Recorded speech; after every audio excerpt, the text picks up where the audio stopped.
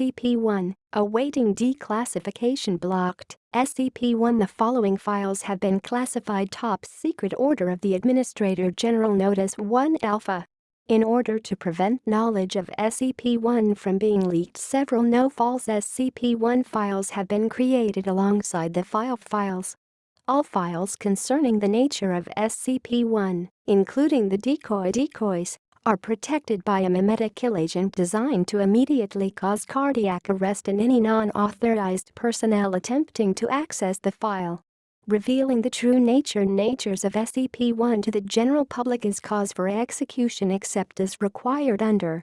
Warning: any non-authorized personnel accessing this file will be immediately terminated through Berryman-Langford memetic kill agent. Scrolling down without proper memetic inoculation will result in immediate cardiac arrest followed by death. You have been warned. Memetic kill agent activated. Continued life signs confirmed. Removing safety interlocks. Welcome authorized personnel. Please select your desired file.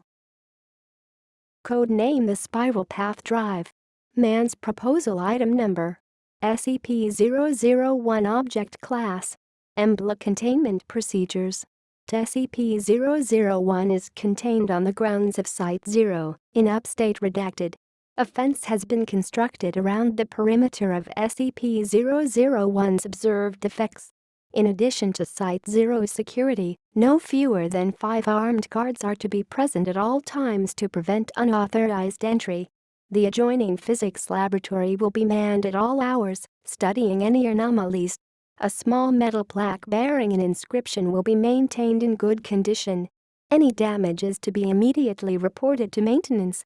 Description: SCP-001 is a circular gravel path in a wooded area.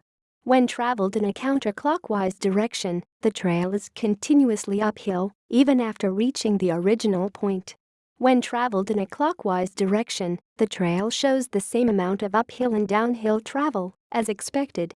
Level 5 clearance is required to access SCP-001's experiment log. New members of Overseer Council are required to read Document 00105.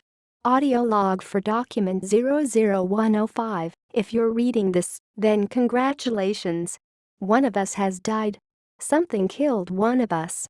A monster, perhaps, or a rival from the Gawk. Or maybe we got just a little close to the flame, like Aaron. Not old age, of course. We took care of that, didn't we? Anyway, one of the old guard is gone. Maybe Jason. Maybe Agnes. Maybe me. Hell, I'd be surprised if I wasn't the next one to die. I always was the most expendable. I'm going to write this to you, as though you were a human being. It will be the last time anyone extends you the courtesy, so I hope you appreciate it. Whoever you are, whatever you did before, you must have been high-ranking when you were pulled into this. You must have noticed the discrepancies, the inconsistencies. I don't know how much you've been told already, or how much you've pieced together. The crux of the matter is this.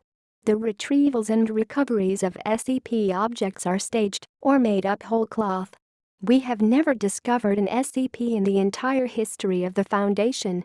I should start from the beginning. Let me tell you a story. Aaron Siegel was a physicist studying at Cornell in 1891.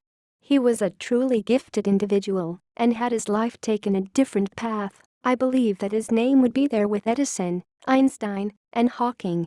I knew him very well. He was, and may still be, my brother. He was also an avid amateur naturalist and enjoyed hiking through the woods. One day, while visiting our family home in Essex County, he came across a gravel path. He decided to follow it for a time and noticed that it kept climbing uphill far longer than it should have. It should have taken him above the nearby hills. Instead, he found himself back where he'd started, without a foot of downwards travel. Another man would have assumed his senses were faulty and left. Aaron, however, was a stubborn man. He investigated further. He found the path did not conform to the pure geometry of Euclid. Like Sakari before him, he had found something abhorrent to the nature of straight lines. He studied it. The equations he derived are part of the file you've received. You'll learn them by heart eventually. He built a small shack nearby which served as a makeshift laboratory. His first experiments produced a key capable of opening any lock, now contained as SCP-005. He brought in others. As his brother, I was one of the first he contacted. I was a medical student at Harvard at the time. I initially thought he was mad, but when he showed me the path, the key, I had to learn more. There were others with us, other friends and colleagues. Most of them are gone now, but we were the core. We created the foundation from around ourselves. In the beginning, it was just about discovery, about finding the things we could do. We had such high hopes, such plans. We were going to change the world. We were going to save it from itself. We could feed the hungry, shelter the homeless, heal the sick and dying. Thomas Carter found us money. We were none of us poor, but we ran through our fortunes quickly. Thomas used his connections on Wall Street and in Washington to fund us. He showed them the least of what we could do and promised heaven against the threat of hell. Agnes Peterson, my brother's fiancée, was the administrator. We knew nothing of how to run an organization. We were a herd of cats, running to and fro, and she turned us into a foundation, putting us dreamers and madmen to the same yoke. We soon had a facility built, but we were still so secretive. As much as we wanted to shout from the rooftops what we had found, we were frightened too, that it would be taken from us. We told ourselves it was just for the interim, until we were sure of our footing. We'd showed them, eventually. We'd showed them all. First, we made small, inoffensive, or even helpful items. The fountain of youth. The bouncing ball. The Civil War statue. We grew more confident and we started working on humans. The concrete man. He volunteered. Or the man with the abdominal planet. Just a drifter, but we made him something special, didn't we? It was all so easy. Perhaps it seems absurd to get so many things from that one little break in reality, but it all flowed, one discovery to the next. It almost seemed like something was helping us along. But then, things started going a bit wrong. While he was playing with his equations, Aaron accidentally derived the missing number. In my laboratory, I found I'd made the zombie plague. But we were too invested in our projects, so we pushed ahead. Then came the pipe nightmare and the stairwell. We knew we'd need more help. Thomas showed what we'd done to the military. Told them we'd found these things, discovered them. We made up names like Prometheus Labs and the Chaos Insurgency. They gave us funding, personnel. We built up and expanded outward. We repeated the cell in other countries. Some listened, some didn't. Enough did. We became an international organization. We brought in more researchers, though very few ever suspected we were the source of these items they studied. Sometimes we would arrange for an object to be found by a field team, sometimes we would simply write the reports. We generated the paperwork, and we were the oversight. If we said a thing was, it was. It still is. There were still problems, of course. Jeremy and Thomas took one of our experiments and ran off with it, creating their ridiculous club.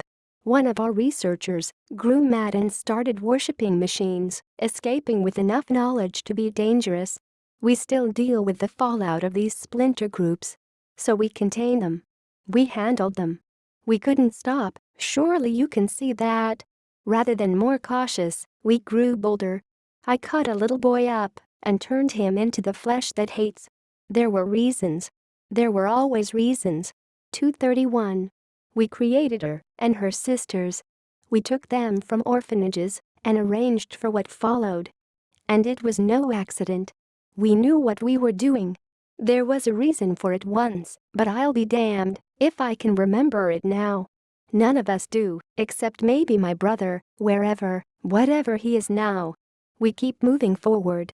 Even after Abel, after the blood pond, after that damnable reptile, we still move forward with our work. What else can we do? Our only hope to survive the events we've set in motion is to understand better, to learn more. We're on the back of a terrible beast, and if we try to jump off now, we'll be crushed beneath. But that's not what frightens me, and it isn't what should frighten you. We've maintained our foothold for over 100 years. The things I really worry about are the anomalies we didn't create. No, I was telling the truth the first time. We didn't discover any of them. But some of them, they aren't our work. They just were, one day. They were in containment, and they'd always been in containment. Don't you see? We're not in control anymore. We never were.